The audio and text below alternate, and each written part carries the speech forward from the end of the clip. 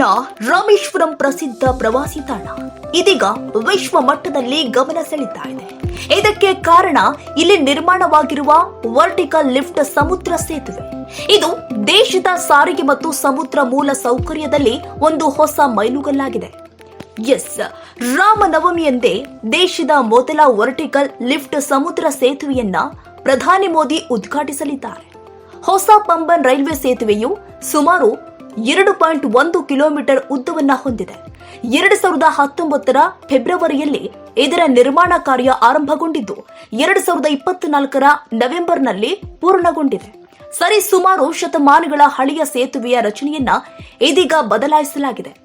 1870ರಲ್ಲಿ British ಸರ್ಕಾರ ಈ ಪಂಬನ್ ರೈಲು ಸೇತುವೆಯನ್ನ ಉದ್ಘಾಟಿಸಲು ಯೋಜನೆ ಹಾಕಿತ್ತು. ಇದರ ಮುಖ್ಯ ಉದ್ದೇಶ ಶ್ರೀಲಂಕಾಕ್ಕೆ ವ್ಯಾಪಾರ ವ್ಯವಹಾರಗಳನ್ನು ವಿಸ್ತರಿಸುವುದಾಗಿತ್ತು.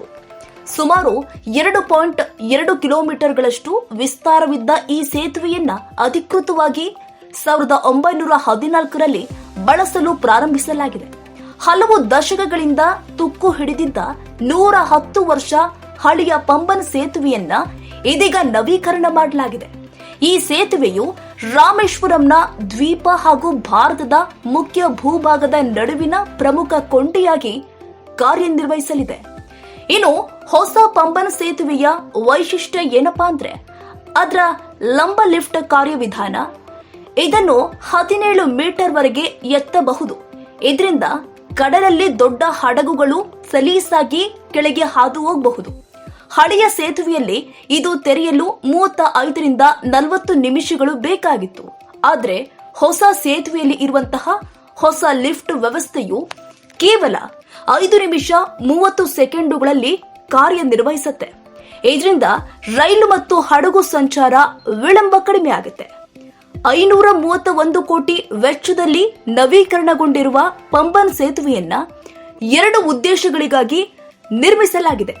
ಯಾವುದೇ ಅಡೆತಡೆ ಇಲ್ಲದೆ ರೈಲು ಮತ್ತು ಸಮುದ್ರ ಸಂಚಾರಕ್ಕೆ ಇದು ಅನುವು ಮಾಡಿಕೊಡುತ್ತೆ. ಸೇತುವೆಯ ಲಂಬ ಲಿಫ್ಟ್ ವಿಭಾಗವು 660 ಮೆಟ್ರಿಕ್ ಟನ್ಗಳಷ್ಟು ತೂಕವಿದ್ದು ಗಂಟೆಗೆ 75 ಕಿಲೋಮೀಟರ್ ವೇಗದಲ್ಲಿ ಚಲಿಸುವ ರೈಲಿಗೆ ಸಹಕಾರಿಯಾಗಿದೆ. ಹಳೆ ಬ್ರಿಡ್ಜ್ ಮಾನವ ಸಹಿತವಾಗಿ ಕಾರ್ಯನಿರ್ವಹಿಸ್ತಾ ಇತ್ತು. ಆದ್ರೆ ಈ ನೂತನ ಬ್ರಿಡ್ಜ್ ಮಾನವರಹಿತವಾಗಿ ಕಾರ್ಯನಿರ್ವಹಿಸುತ್ತೆ. ಇದು ಎಲೆಕ್ಟ್ರಿಕಲ್ ಆಟೋ ಮೆಕ್ಯಾನಿಕಲ್ ತಂತ್ರಜ್ಞಾನ ಒಳಗೊಂಡಿದೆ.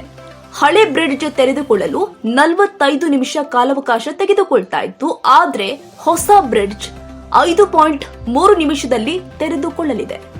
ಸುಮಾರು 535 ಕೋಟಿ ರೂಪಾಯಿ ವೆಚ್ಚದಲ್ಲಿ ನಿರ್ಮಾಣವಾಗಿರುವ ಸೇತುವೆಯಲ್ಲಿ ಶೆರ್ಜರ್ ರೋಲಿಂಗ್ ಲಿಫ್ಟ್ ತಂತ್ರಜ್ಞಾನದ ಬಳಕೆ ಮಾಡಲಾಗಿದೆ.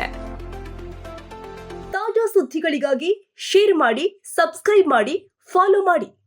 AIN ನ್ಯೂಸ್ ಕನ್ನಡ, ವರದಿ ನಮ್ಮದು, ನಿರ್ಧಾರ ನಿಮ್ಮದು.